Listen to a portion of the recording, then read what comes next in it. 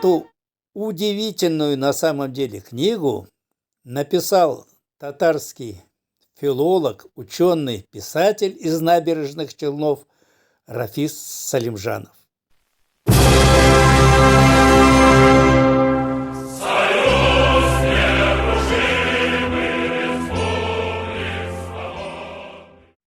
Выпуск 35. Песня, которая развалила Советский Союз. 80-е годы. Империя состарилась, как лично Леонид Ильич Брежнев. Старость не радость. Империя стала напяливать на себя ордена, звезды и медали, над которыми начали потихоньку смеяться. Империя пошла по части самовосхваления, как все старые люди. Русская печь, русская баня, русские сапожки, русские валенки, русский лес, русская зима, русское поле, русское отечество, русский очаг, русский каравай, русский кулич, русские блины. Некоторым эти слова казались очень правильными и понятными. Некоторым эти слова казались не очень правильными и очень непонятными. Последние пожимали плечами. Мужики, при чем тут русская печь в Узбекистане? Мужики, при чем тут русская береза в Латвии? Может, она, эта береза, вообще удмуртская или мордовская? Мужики, а при чем тут русский очаг в Ашхабаде? Мужики, а при чем тут русский каравай в Казахстане? Плюс ко всему появилась еще одна суперпопулярная песня на эту же тему. Название ей было «Дай памяти». «Русское поле». «Не сравняться с тобой, ни лесам, ни морям, ты со мной, русское поле». Песня, сразу скажем, хорошая. Авторы, поэтесса Инна Гоф и композитор Ян Френкель, два еврея, написали великолепную патриотическую песню на русском языке. Но это нисколько не умаляет степени значимости сочиненной ими задушевной песни. Запах полыни, вешние ливни, вдруг обожгут меня.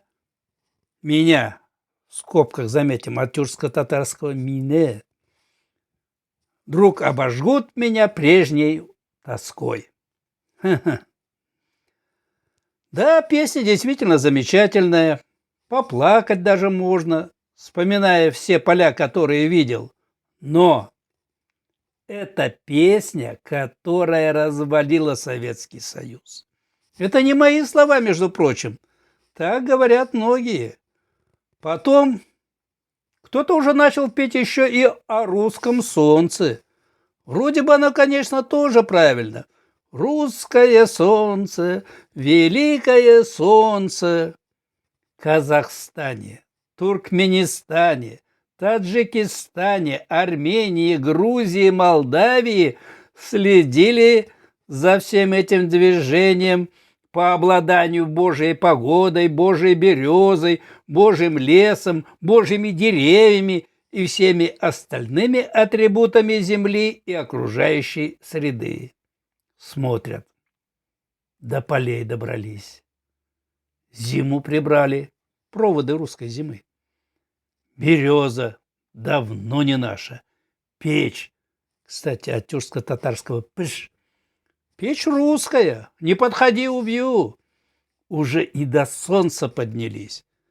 Смотри, как стоят добрые молодцы, богатыри, от тюркско-татарского «батыр», богатырь, батыр. Богатыри земли русской и поют: у-у-у, русское солнце, великое солнце.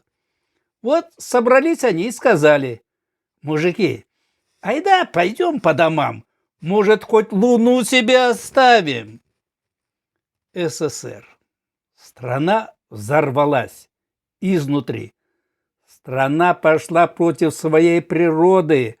Она была всегда многоязычной.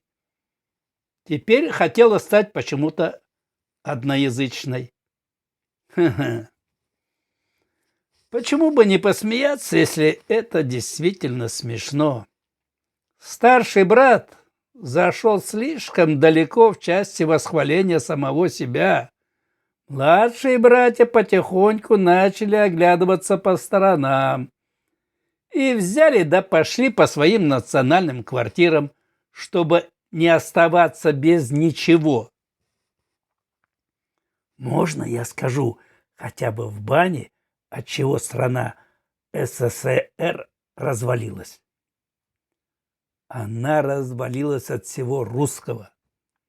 Как развалилась когда-то Золотая Орда от всего татарского. Было дело там около Волгограда, в Сарай-Берке, когда начали убивать своих же братьев, чтобы стать ханами. Кстати, слово «орда», «урда» от этого же европейское слова «орден» происходит от одного тюркско-татарского корня, что означает «военное поселение».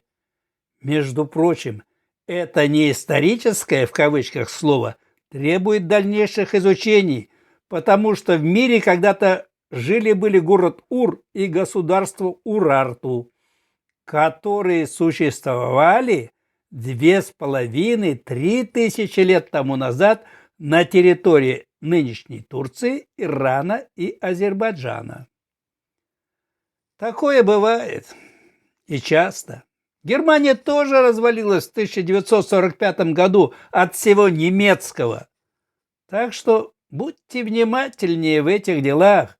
Скоро может развалиться самостийно Украина от всего украинского.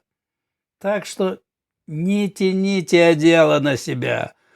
Оно общее для всех, как солнце, береза, зима, поле и все остальное. Порвете одеяло, мужики. Никогда в истории ни один отдельно стоящий народ не создавал ни одного путного государства. Все народы, какими бы чистыми, в кавычках чистыми, они не казались издалека, перемешаны до последних чертиков и шайтанчиков. Кстати, аршин. Между прочим, в словарях, которые составляются бывалыми, про этимологию слова «аршин» указывается, что никоим образом неизвестно, откуда это слово. Неизвестного в истории России много. Неизвестность – явление, в основе которого лежат очень смешные эпизоды, схожие, как в кинофильме «Золотой теленок», где Паниковский и Шура Балаганов, от тюркско-татарского «балаган», делят деньги. Это мне, это опять мне, это опять мне. Так вот, вышел я на минутку тут из бани и скажу совершенно серьезно всем ученым, неученым, любящим зело тихим образом поднимать себя и опустить нас, кочевников, в кавычках кочевников, потому что у кочевников и города были и культурные центры, кочевников тартарары. Все-таки Россию мерили тюркско-татарским аршином, господа товарищи. Ладно, не об этом разговор. Тут вся соль в том, что даже тот человек, который написал эти строки, Федор Иванович Тютчев, великий русский поэт. Поскребли чуть-чуть, малость, оказался опять же из того же сорта. Поскреби, выйдет, сами знаете кто.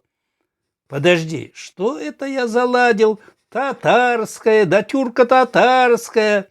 Вообще-то, посмотрите на портрет этого человека, и поскребывать там нечего.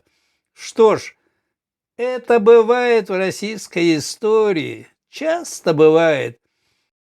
Прервемся на пару минут и сделаем от себя небольшую ставку. Предком поэта Тютчева был Дучи татарского происхождения, который прибыл в Москву из крымского портового города Сурбей.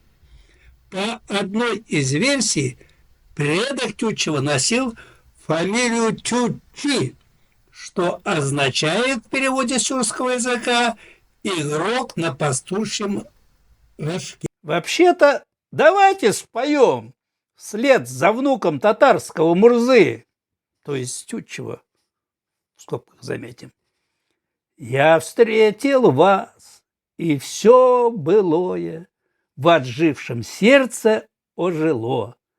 Я вспомнил время золотое, и сердцу стало так тепло.